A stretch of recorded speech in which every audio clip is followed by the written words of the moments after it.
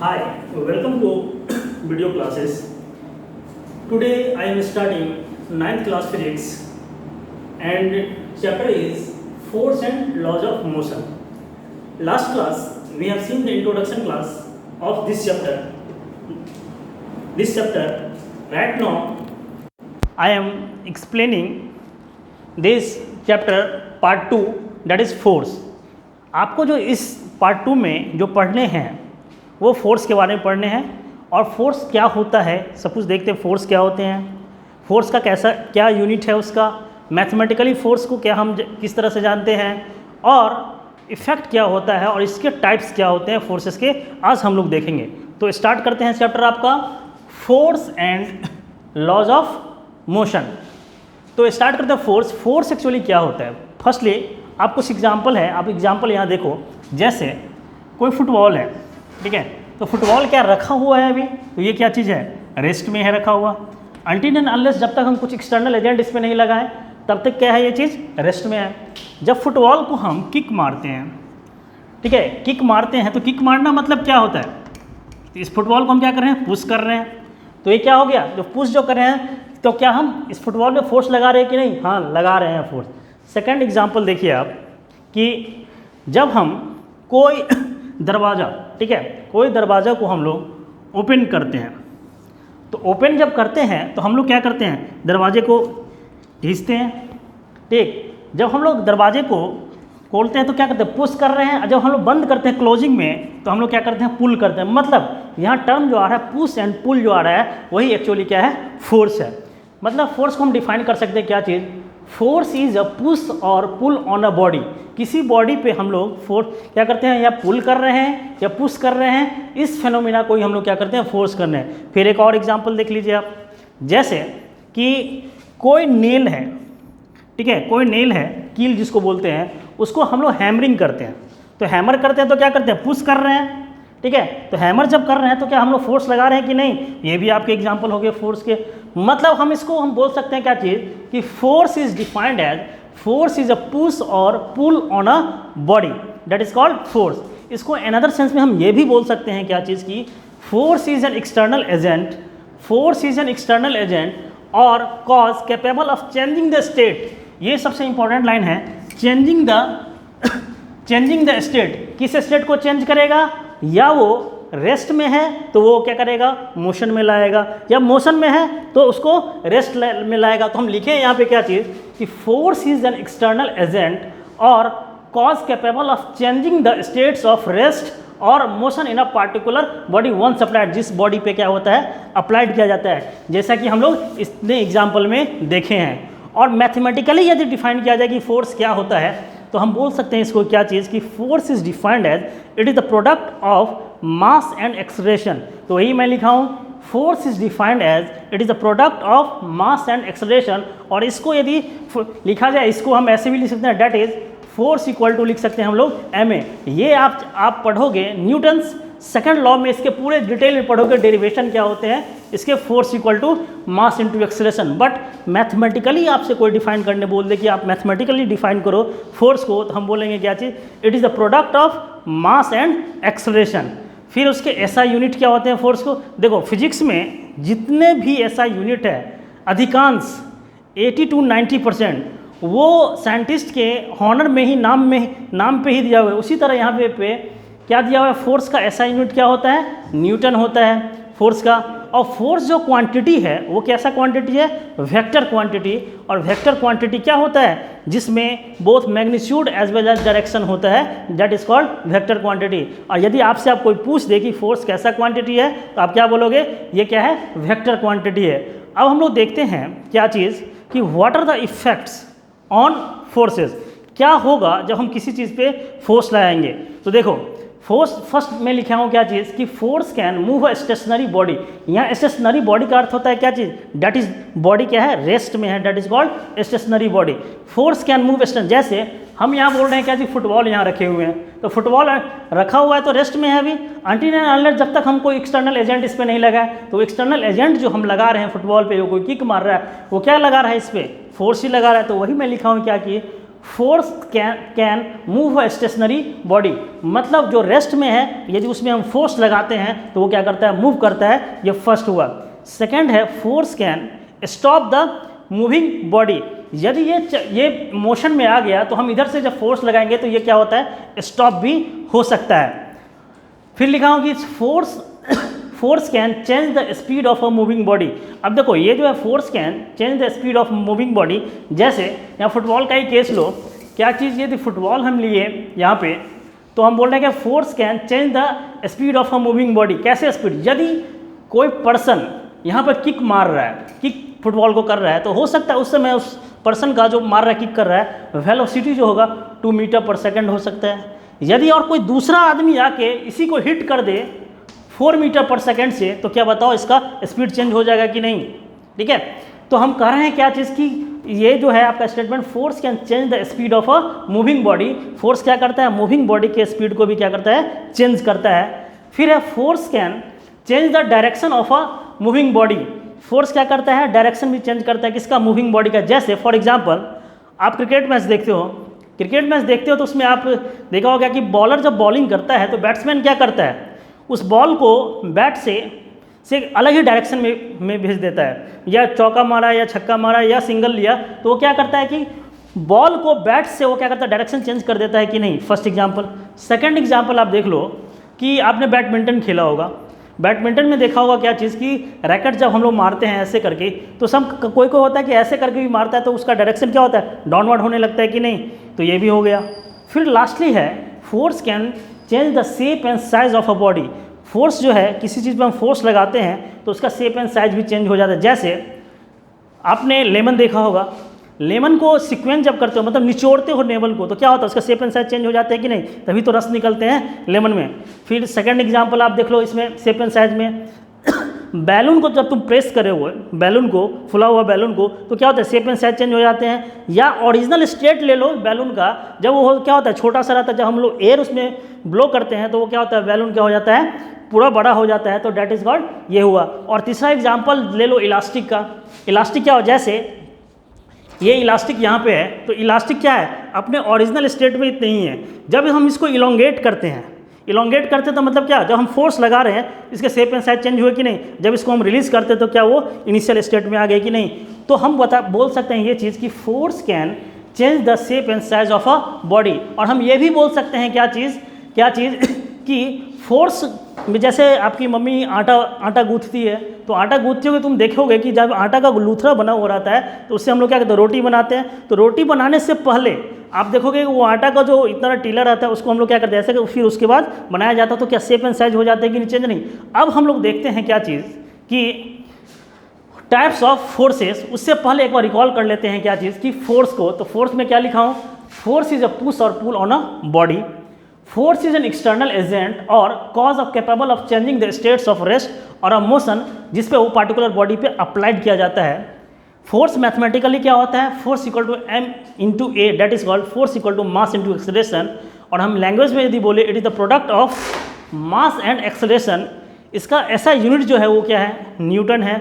और ये कैसा क्वांटिटी है, वेक्टर क्वांटिटी है। और इसके इफेक्ट देखे क्या कि फोर्स क्या क्या कर सकता है, स्टेशनरी बॉडी को क्या कर सकता है, मूव करा सकता है। और क्या नाम है, ये मूविंग बॉडी को क्या होता है, स्टॉप करा सकता है ये फोर्स लगाने से। उसका क्या हो रहा है, स्पीड भी चेंज हो जाते हैं मूविंग ऑब्जेक्ट के, डायरेक्शन भी चेंज कर देते हैं फोर्स से। और हम लोग देख रहे हैं क्या कि शेप एंड साइज भी चेंज हो जाता है। अब हम लोग देखेंगे क्या चीज़ कि what are the types of forces. तो हम देखते हैं यहाँ पे what are the types of forces. देखो फोर्स जो होता है, force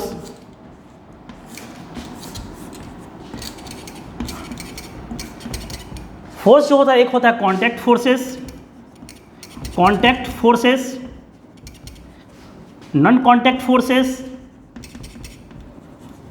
contact forces, balanced force, और लास्ट होता है अनबैलेंस्ड फोर्स।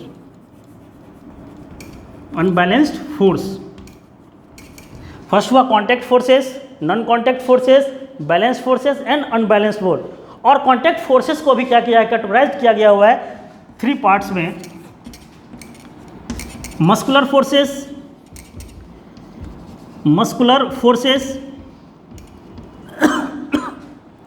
फ्रिक्शनल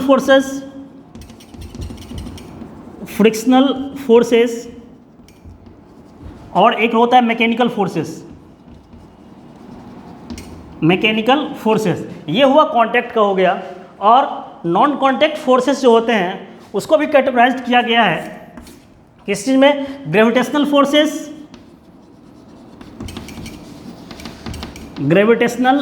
फोर्सेस, फिर हुआ आपका इलेक्ट्रोस्टैटिक फोर्सेस,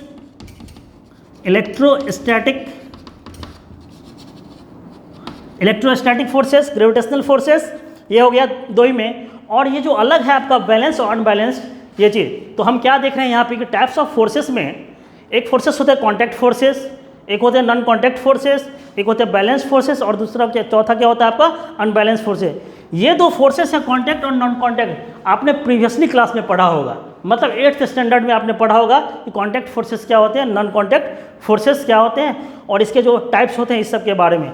जो आपको 9th क्लास के सिलेबस में पढ़ने हैं वो क्या होते हैं? Balance forces and unbalanced forces. तो इसको आप राइट डाउन करो।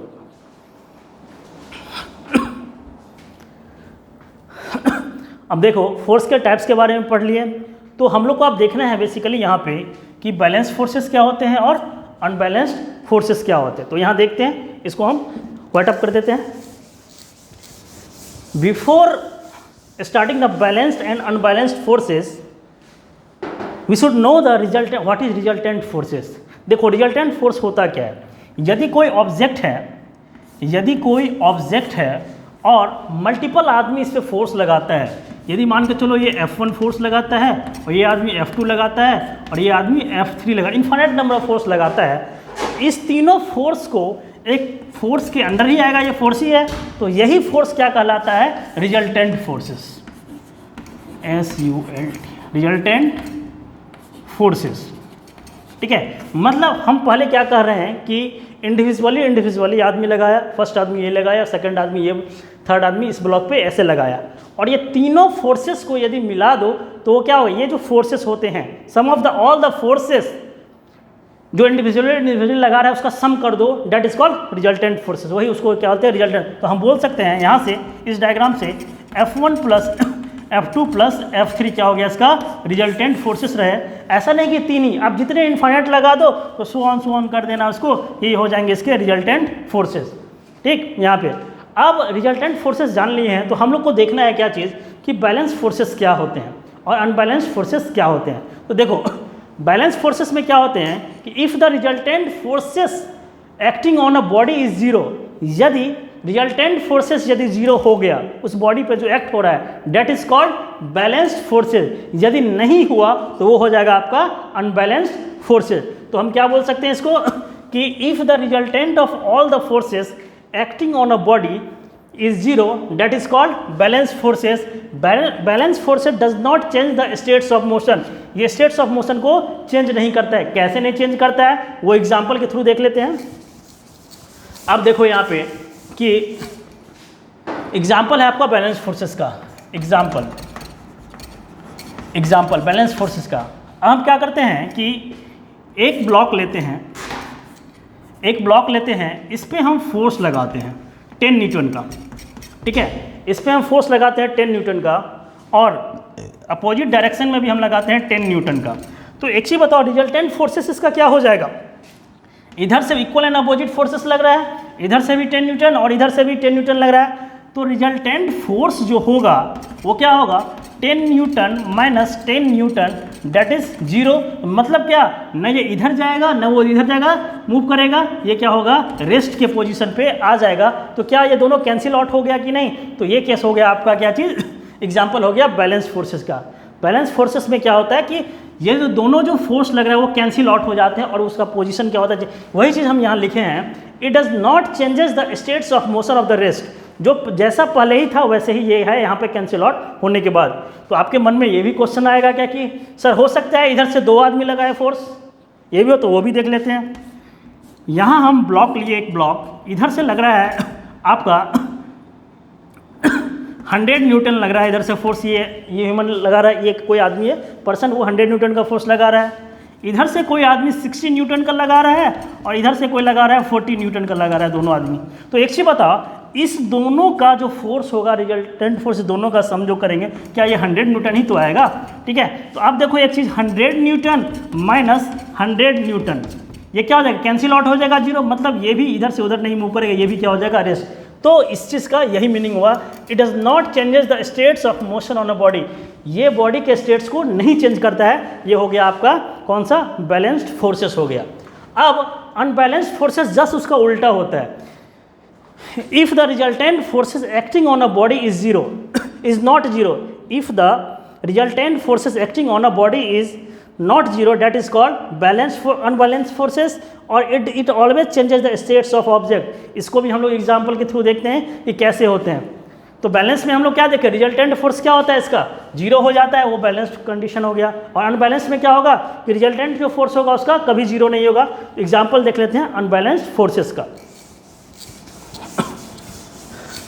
अब अनबैलेंस्ड फोर्सेस का एग्जाम्पल आप देखिए क्या, कि यहाँ पे कोई ब्लॉक है, यहाँ पे कोई ब्लॉक है, कोई पर्सन यहाँ पे 100 न्यूटन का फोर्स लगा रहा है, ठीक है, 100 न्यूटन का फोर्स लगा रहा है, और अपोजिट साइड से इस पे 20 न्यूटन का फोर्स लगा रहा है, ठीक है। तो रिजल्टेंट फोर्स इसका क्या हो जाएगा?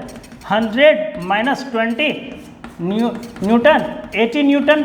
इधर है 80 न्यूटन, इधर वाला ज़्यादा है, तो ये ऑब्जेक्ट जो है किधर करेगा? इधर मूव करेगा। तो क्या ये नॉन जीरो हुआ कि नहीं? जो डिफरेंशन बोल रहा है, if the resultant forces acting on a body is not zero, that is called unbalanced forces. फिर आपके दिमाग में ये भी आएगा कि सर ये तो सिंगल बॉडी के लिए अपोजिट है, यदि एक साथ दो बॉडी रहे तो क्या होगा? तो देख लो वो भी एग्जाम्पल। ये ब्लॉक है, फिर इधर से कोई 150 न्यूटन का फोर्स लगा रहा है, 150 न्यूटन का, और इधर से कोई 80 न्यूटन का लगा रहा है, और इधर से इधर से क्या करो आप, 100 न्यूटन का कोई लगा रहा है, और इधर से कोई 50 न्यूटन का इधर से कोई 100 है, इधर से कोई 20 न्यूटन का लगा रहा है। अब देख लो एक चीज़ यहाँ पे कंडीशन, तो रिजल्टेंट फोर्स जो होगा इसका, तो क्या लिखेंगे? 150 माइनस 100 प्लस 20, तो ये कितना हो जाएगा? 150 माइनस 120, मतलब 30 न्यूटन का क्या लगेगा ये फोर्स। तो ये बॉडी जो है, ये जो ऑब्जेक्ट है, ये इधर मूव करेगा। तो हम आज लोग देखे हैं क्या चीज़, कि स्टार्टिंग से रिकॉल करते हैं क्या चीज़, क्या कि हम लोग देखे हैं क्या चीज़, फोर्स किसे कहते हैं, फोर्स के डिफिनेशन देखे हैं। फोर्स का डिफिनेशन करने के बाद हम लोग देखे हैं क्या चीज़, कि उसके कैसा यूनिट है, वो कैसा उसका ऐसा यूनिट क्या होता है, ऐसा यूनिट कैसा क्वांटिटी है, मैथमेटिकली भी हम लोग देखे हैं। फिर उसमें देखे क्या कि what are the effects of forces, types of forces देखे हैं। टाइप्स ऑफ फोर्सेस में क्या आपको 9th क्लास में पढ़ने हैं वो भी देखे हैं। बैलेंस और अनबैलेंस फोर्सेस, बैलेंस फोर्सेस के डिफिनेशन देखे हैं, और अनबैलेंस फोर्सेस के डिफिनेशन भी देखे हैं। और उसके साथ इलस्ट्रेट हम किया है, एग्जाम्पल से किया है। तो पूरे आपका जो फोर्स का जो बेसिक है, ये इतना ही है आपके लेवल में। तो आप इसको समराइज़ करो, इसको पढ़ो अच्छे तरह से। और एक चीज़ और बताना चाहूँगा, जो मैं PDF भेज रहा हूँ टिल आज तक, वो यही इस PDF में इतने ही उसके मेन पॉइंट्स हैं जो मैं बताने जा रहा हूँ। अब जो नेक्स्ट क्लास में आपको पढ़ाऊँगा, वीडियो 3rd क्लास जो होगी, उसमें Newton's first laws of motion होगा। तो टेक केयर, बाय।